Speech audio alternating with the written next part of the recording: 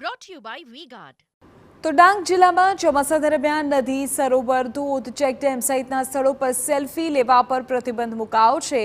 પર્યટન સ્થળો પર સેલ્ફી લેવાના ક્રેઝમાં ઘણીવાર અકસ્માતો સર્જાતા હોય છે, જેમાં લોકોએ જીવ ગુમાવવાની પણ નોબત આવે છે.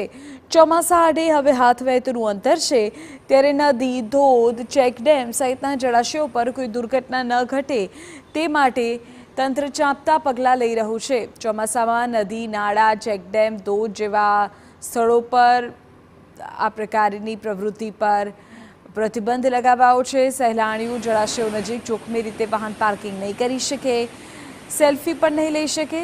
ચોમાસાની શરૂઆત પહેલાં ડાંગ જિલ્લા કલેક્ટરે જાહેરનામું બહાર પાડ્યું. નદી, સરોવર અને ડેમ ઉપર થતા અકસ્માતને ટાળવા આગોતરું આયોજન.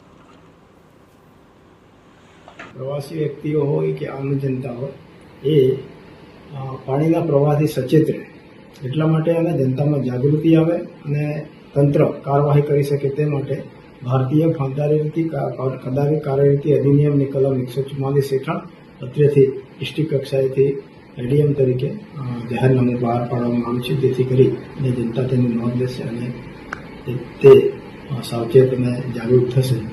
Brought to you by V-Guard.